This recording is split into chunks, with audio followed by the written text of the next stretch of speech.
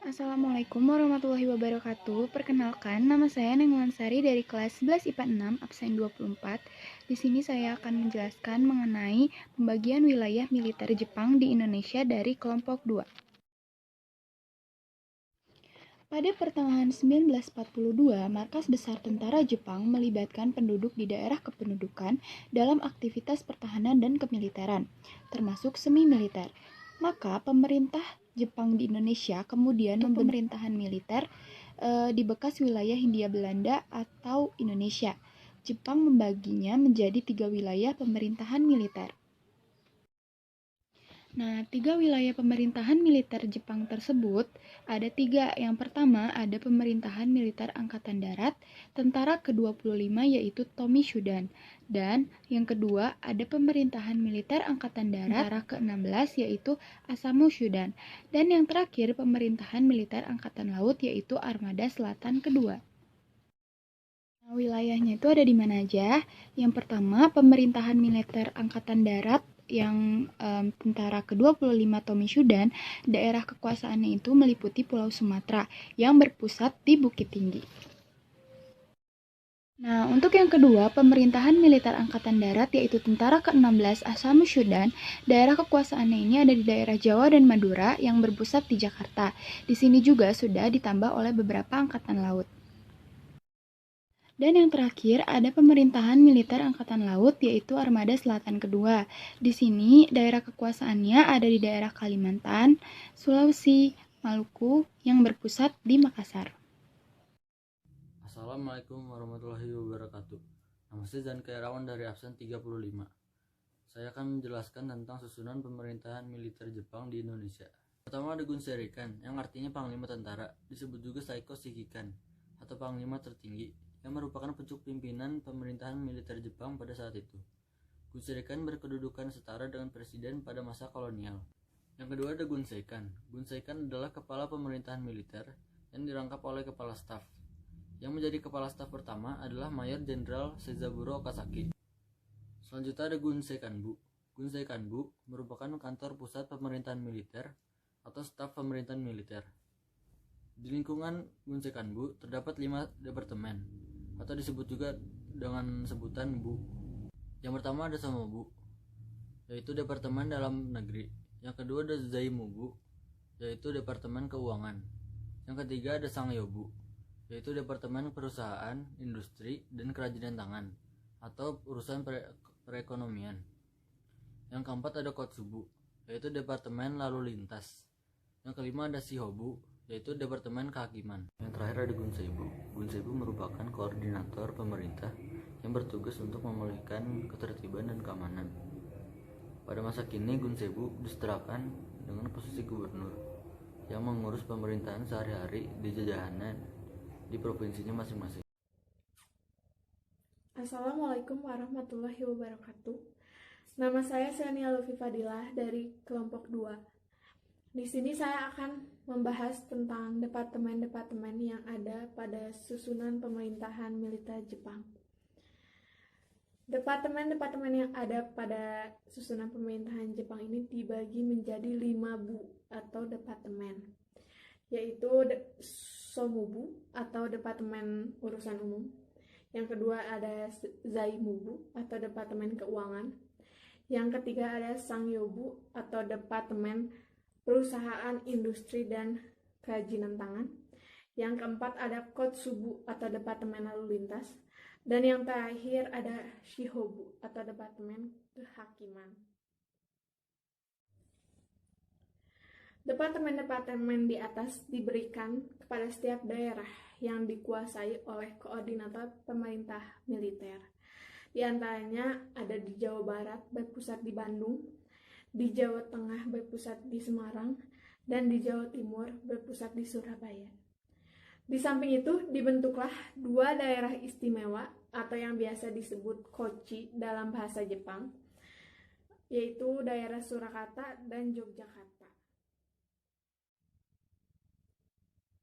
Dalam setiap tugas pemerintahan yang diberikan kepada masyarakat sipil, mereka tidaklah sebebas yang dibayangkan, karena terlihat adanya organisasi politik yang dianggap Jepang akan bergerak untuk melawan. Maka, pada tanggal 20 Maret 1942, Imamura memberikan maklumat dengan keras kepada setiap masyarakat Indonesia untuk tidak membicarakan hal yang menyangkut perpolitikan. Selain itu, mereka juga melarang mengibarkan bendera merah putih dan menyanyikan lagu Indonesia Raya. Sekian dari saya, mohon maaf bila ada kesalahan. Wassalamualaikum warahmatullahi wabarakatuh.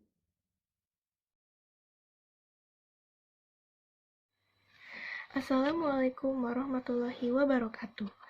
Saya Cahaya Lela Ramadhani dari kelas 11 IPA 6, absen 9, kelompok 2.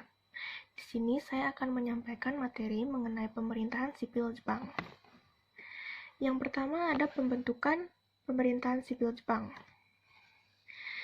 Demi mendukung kelancaran pemerintahan pendudukan Jepang di Indonesia yang bersifat militer, Jepang juga mengembangkan pemerintahan sipil. Pada bulan Agustus 1942, pemerintahan militer berusaha meningkatkan sistem pemerintahan, antara lain dengan mengeluarkan Undang-Undang Nomor 27 tentang pemerintahan daerah dan dimantapkan dengan Undang-Undang Nomor 28 tentang pemerintahan Shu serta Tokubetsushi. Dengan undang-undang tersebut, pemerintahan akan dilengkapi dengan pemerintah sipil.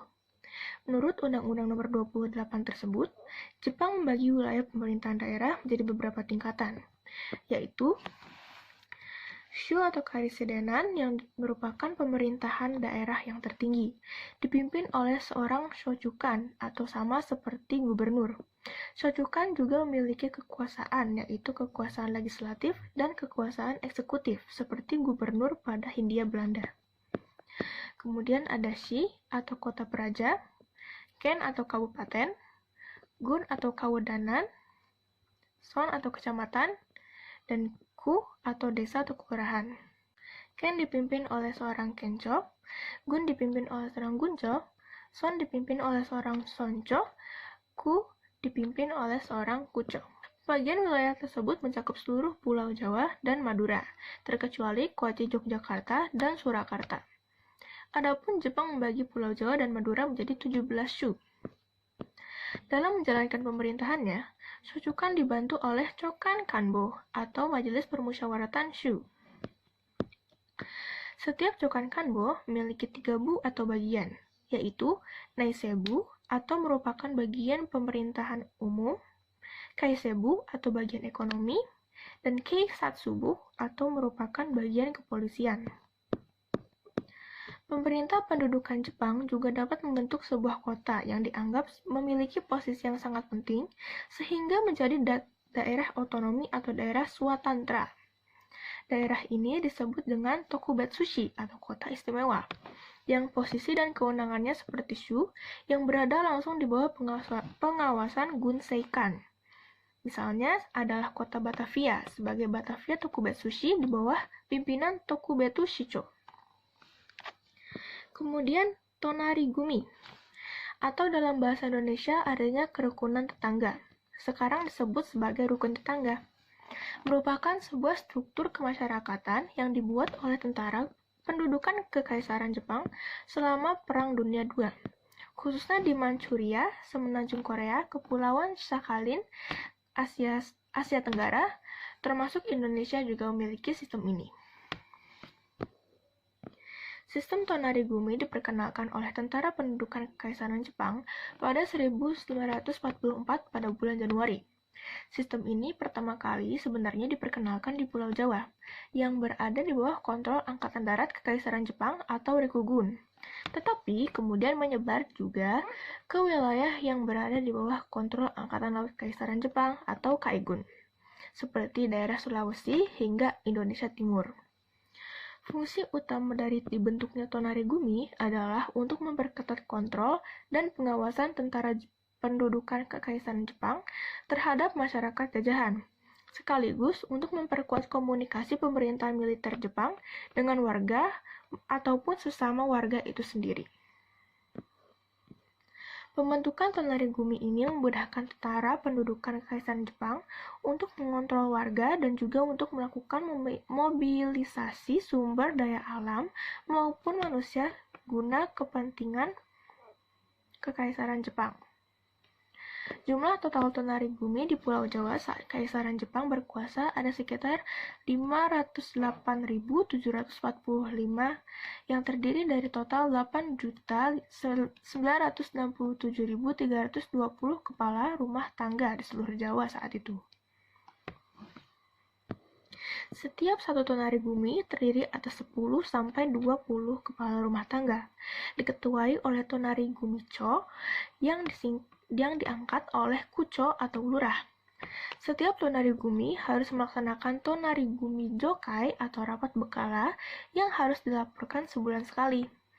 Setiap 5-6 tonarigumi kemudian disatukan dalam satu struktur yang lebih tinggi, atau disebut juga chonaikai, yaitu rukun kampung, namun sekarang disebut sebagai rukun warga. Chonaikai itu dahulu sebenarnya ukurannya adalah satu kampung atau satu desa, dan setiap chonaikai harus melakukan azajokai, yaitu rapat berkala tingkat chonaikai setiap sebulan sekali. Saat Kekaisaran Jepang kalah dalam Perang Dunia II, sistem tonarigumi ada yang dihapus dan ada yang dirubah. Di Indonesia sendiri, sistem ini berubah menjadi rukun tetangga dan rukun warga.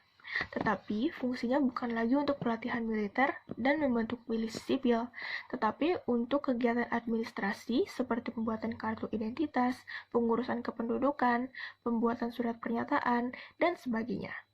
Hal ini dikarenakan dalam sistem politik Indonesia, rukun tetangga dan rukun warga adalah struktur terendah dalam pemerintahan. Rukun tetangga dan rukun warga ini di era modern juga tidak dibentuk atas dasar pemaksaan seperti zaman Kekaisaran Jepang, tetapi sekarang lebih kepada sukarela warga. Sekian materi yang dapat saya sampaikan. Wassalamualaikum warahmatullahi wabarakatuh. Assalamualaikum warahmatullahi wabarakatuh. Nama saya Billy Kabulon Nasution dari absen 8 akan menjelaskan tentang kebijakan-kebijakan Jepang di Indonesia. Penyebab Jepang membuat kebijakan di Indonesia dikarenakan Jepang yang semakin terdesak, terutama karena adanya Perang Dunia Kedua yang membuat Jepang memilih untuk membuat kebijakan-kebijakan yang dimana kebijakan tersebut digunakan untuk menarik hati para warga Indonesia dan mendapat kepercayaan warga Indonesia dengan membuat kebijakan tersebut. Yang pertama ada kebijakan politik. Pada masa kependudukan Jepang di Indonesia, yang pertama adalah membuat gerakan 3A. Nah, 3A itu disebut Nippon Pelindung Asia, Nippon Pemimpin Asia, dan Nippon Cahaya Asia. Terus yang kedua adalah melarang berdirinya partai-partai politik di Indonesia kecuali Majelis Islam ala Indonesia yang bisa disebut MIAI. Mengapa? Karena mereka memiliki tujuan yang sama, yaitu menolak kebarat-baratan. Yang ketiga adalah politik dumpling. Politik dumpling adalah politik ekonomi yang digunakan untuk suatu negara tertentu untuk menjual hasil produksi ke negara lain dengan harga termurah daripada di negaranya. Tujuannya untuk penerapan adalah untuk menguasai pasar di luar negeri. Selanjutnya adalah kebijakan sosial pada masa kependudukan Jepang di Indonesia. Yang pertama itu ada strata sosial berubah. Sebelumnya kan pada masa Belanda, strata sosial diubah menjadi orang Eropa, orang Cina, Asia, dan Indonesia. Sekarang pada masa Jepang diubah lagi oleh Jepang menjadi penduduk Jepang, penduduk Indonesia, Cina, dan Eropa. Di saat itu juga ada Jepang melakukan kerja paksa yang bisa disebut dengan Romusa. Selanjutnya pembentukan rukun tetangga yang bisa disebut RT. Selanjutnya ada kebijakan ekonominya pada masa Jepang di Indonesia, yaitu Jepang memperkenalkan sistem autarki di Indonesia. Jepang juga tidak mementingkan perkebunan yang telah dikembangkan pada masa pemerintahan Eropa. Jepang mengganti tanah perkebunan menjadi tanah pertanian dan tanaman jarak yang digunakan untuk pelumas mesin. Sayangnya, saat Jepang membuat pabrik mesin, paku dan kawat, dan baja untuk bahan peledak, semua usahanya gagal karena kekurangan suku cadang. Sekian dari saya, terima kasih, mohon maaf bila ada kesalahan. Assalamualaikum warahmatullahi wabarakatuh. Assalamualaikum warahmatullahi wabarakatuh. Nama saya Elsa Audi Amalina, kelas 11 IPA 6 akan menjelaskan tentang kebijakan pendidikan dan kebijakan militer di Indonesia. Yang pertama, kebijakan pendidikan. Latar belakangnya, dalam Undang-Undang Nomor 25 Tahun 2000 tentang Program Pembangunan Nasional dinyatakan bahwa ada 3 tantangan besar dalam bidang pendidikan di Indonesia. Yang pertama, mempertahankan hasil-hasil pembangunan pendidikan yang telah dicapai. 2. Mempersiapkan sumber daya manusia yang kompeten dan mampu bersaing dalam pasar kerja global. Yang ketiga, sejalan dengan diberlakukannya otonomi daerah. Sistem pendidikan nasional dituntut untuk melakukan penyesuaian sehingga dapat mewujudkan proses pendidikan yang lebih demokratis, memperhatikan keberagaman, memperhatikan kebutuhan daerah dan peserta didik, serta mendorong peningkatan partisipasi masyarakat. Dalam upaya memaksimalisasi penyelenggaraan otonomi daerah sistem pendidikan tersebut, sekarang dikembangkanlah konsep manajemen berbasis sekolah atau MBS yang berupaya meningkatkan peran sekolah dan masyarakat sekitar dalam pengelolaan pendidikan sehingga penyelenggaraan pendidikan menjadi lebih baik dan mutu lulusan semakin bisa ditingkatkan.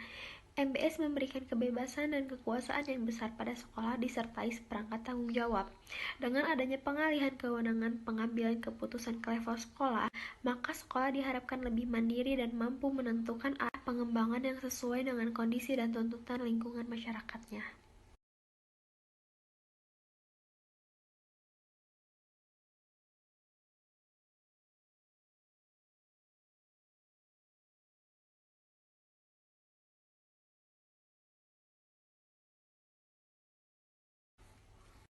Arah kebijakan pendidikan di Indonesia. Kebijakan pendidikan di Indonesia berdasarkan Undang-Undang Republik Indonesia Nomor 20 Tahun 2003 tentang Sistem Pendidikan Nasional diarahkan untuk mencapai hal-hal sebagai berikut. Yang pertama, mengupayakan perluasan dan pemerataan kesempatan sehingga memperoleh pendidikan yang bermutu tinggi bagi seluruh rakyat Indonesia. Yang kedua, meningkatkan kemampuan akademik dan profesional serta meningkatkan jaminan kesejahteraan tenaga berpendidikan sehingga tenaga pendidik mampu berfungsi secara optimal terutama dalam peningkatan pendidikan watak dan budi pekerti agar dapat mengembalikan wibawa lembaga dan tenaga kependidikan. 3. Melakukan pembaharuan sistem pendidikan termasuk pembaharuan kurikulum berupa diversifikasi kurikulum untuk melayani keberagaman peserta didik, penyusunan kurikulum yang berlaku nasional dan lokal sesuai dengan kepentingan setempat, serta diversifikasi jenis pendidikan secara profesional. 4. Memberdayakan lembaga pendidikan baik sekolah maupun luar sekolah sebagai pusat pembudayaan, nilai, sikap, dan kemampuan serta meningkatkan partisipasi keluarga dan masyarakat yang didukung oleh sarana dan prasarana memadai. 5. Melakukan pembaruan dan pemantapan sistem pendidikan nasional berdasarkan prinsip desentralisasi, otonomi keilmuan dan manajemen. 6. Meningkatkan kualitas lembaga pendidikan yang diselenggarakan baik oleh masyarakat maupun pemerintah untuk memantapkan sistem pendidikan yang efektif dan efisien dalam menghadapi perkembangan ilmu pengetahuan. 7. Mengembangkan kualitas sumber daya manusia sedini mungkin secara terarah, terpadu dan menyeluruh melalui berbagai upaya proaktif dan reaktif oleh seluruh komponen bangsa agar generasi muda dapat berkembang secara optimal disertai dengan hak dukungan dan lindungan sesuai dengan potensinya. 8. Meningkatkan penguasaan, pengembangan, dan pemanfaatan ilmu pengetahuan dan teknologi termasuk teknologi bangsa sendiri dalam dunia usaha terutama usaha kecil, menengah, dan koperasi. Karakteristik kebijakan pendidikan. Guna meningkatkan kebijakan pendidikan memiliki karakteristik yang khusus, yaitu 1. Memiliki tujuan pendidikan. Kebijakan pendidikan harus memiliki tujuan pendidikan yang jelas, terarah untuk memberikan kontribusi pada pendidikan. 2. Memenuhi aspek legal formal. Perlu adanya pemenuhan atas prasyarat yang harus dipenuhi agar kebijakan pendidikan diakui secara sah berlaku untuk sebuah wilayah. 3. Memiliki konsep operasional. Kebijakan pendidikan sebagai sebuah panduan yang bersifat umum harus mempunyai manfaat operasional agar dapat diimplementasikan dan ini adalah sebuah keharusan untuk memperjelas pencapaian tujuan pendidikan. 4. Dibuat oleh yang berwenang. Kebijakan pendidikan harus dibuat oleh ahli di bidangnya yang memiliki kewenangan, sehingga tak sampai menimbulkan kerusakan pada pendidikan dan lingkungan di luar pendidikan. Para administrator pendidikan, pengelola lembaga pendidikan, dan para politisi yang berkaitan langsung dengan pendidikan adalah unsur minimal pembuat kebijakan pendidikan. 5. Dapat dievaluasi. Kebijakan pendidikan itu pun tentunya tak luput dari keadaan yang sesungguhnya untuk ditindaklanjuti. Jika baik, maka dipertahankan atau dikembangkan, sedangkan jika mengandung kesalahan, maka harus bisa diperbaiki, sehingga kebijakan pendidikan memiliki karakter dapat memungkinkan adanya evaluasi secara mudah dan efektif. Selanjutnya ada kebijakan otonomi pendidikan. Beberapa langkah program yang telah dijalankan di beberapa daerah berkaitan dengan kebijakan pendidikan dalam rangka peningkatan mutu berbasis sekolah dan peningkatan mutu pendidikan berbasis masyarakat diimplementasikan sebagai berikut.